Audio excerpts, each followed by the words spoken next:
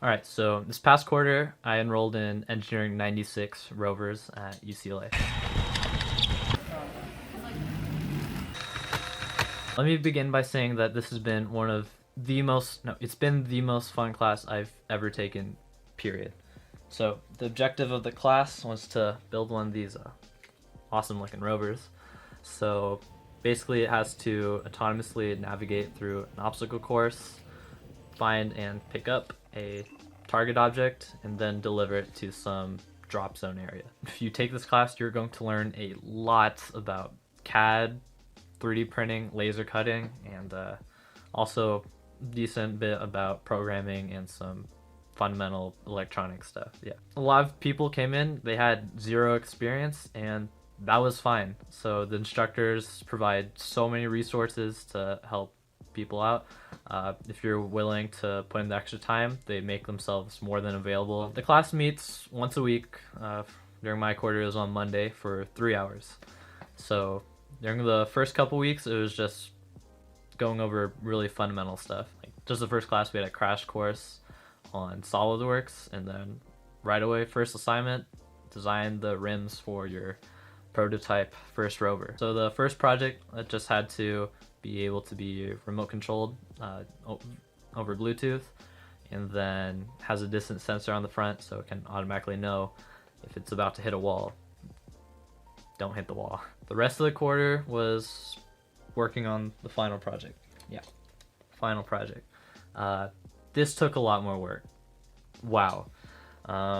So we had teams of 4. We were given more parts. So instead of one ultrasonic distance sensor, we got 6. We got a gyroscope and an accelerometer, an Arduino Mega, which has a lot more pins, some servos, and yeah, so we had to get all those parts through a maze somehow, pick up an object, and then drop it off somewhere. While it's doing all that, it has to collect data, and then you have to be able to plug that into MATLAB, either in real time, or you could save stuff onto an SD card, plug it into a computer, load it into MATLAB, and then generate a map with the locations of all the obstacles and also the object. The mechanical design part took a long time, so between actually designing everything on the computer and then printing stuff out and then assembling it, I probably spent at least 40 hours. Like it took up a good, like, I had stayed up a lot working on this. And then coding, don't even get me started. Wow. So I took it home over Thanksgiving break and then built an obstacle course out of cardboard in my downstairs hallway and just crashed it into things over and over. And finally got it to steer around stuff successfully.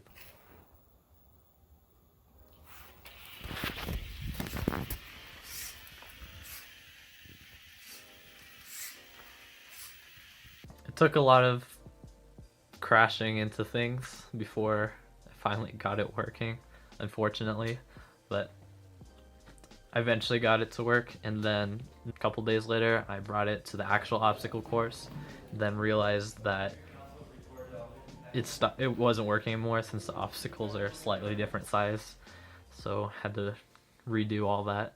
But yeah, so programming took a lot of effort, but eventually got it to drive in a straight line and swerve around obstacles. Nice. That brings us to the final competition day.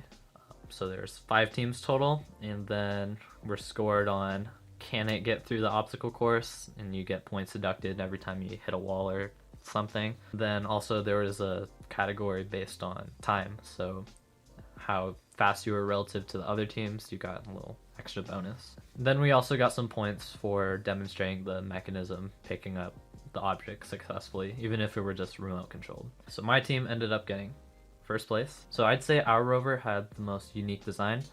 So first of all, in front, we have angled steering using 2 servos. So this allowed it to swerve around turns while it was still driving forward.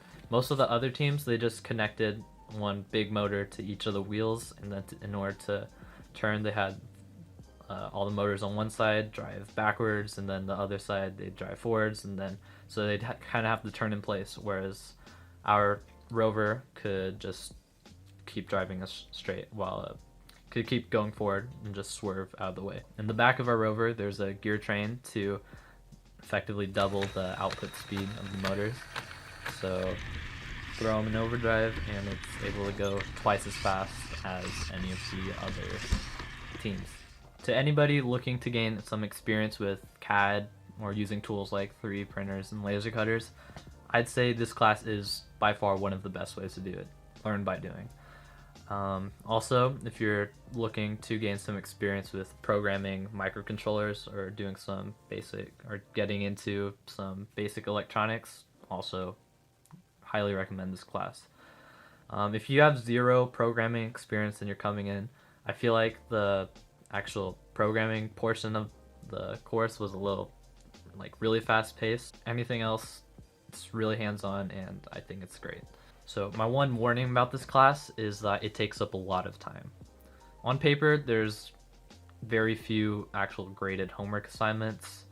There's only class once a week for 3 hours, and I'd say the grading's really relaxed. As long as the instructors see that you are putting effort into your Rover, you show up to class, and you have a Rover by the end, whether or not it can successfully get through the course. Finish, kick it off. You'll get an A. But if you want to have something that functions, you're going to need to show up.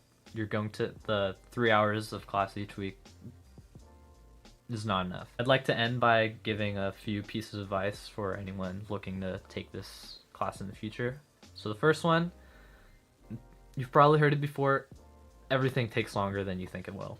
Give yourself 3 times as much, 2-3 times as much time as you spent making it to debug it and get it working.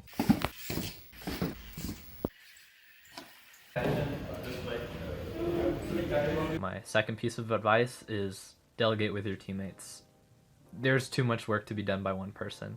I'd say I did the vast majority of the work on the Rover itself, but I did not touch MATLAB, but we ended up getting a ton of points because one of my teammates, he shouldered all that stuff. My final piece of advice, it sounds obvious, but keep it simple. So I wasted a lot of time on my Rover trying to make it too smart, so I was trying to get it to automatically know when to stop turning around an obstacle, so I guess in that way it could go around different sized obstacles.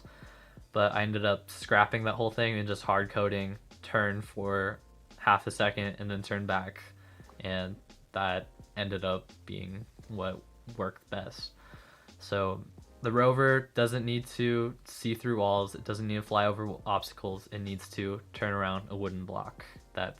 And you know how big the block is. So keep it simple and you'll save a lot of time. That's it. I hope this was helpful to anyone planning on potentially taking this class in the future, and hopefully at least mildly entertaining if you're not.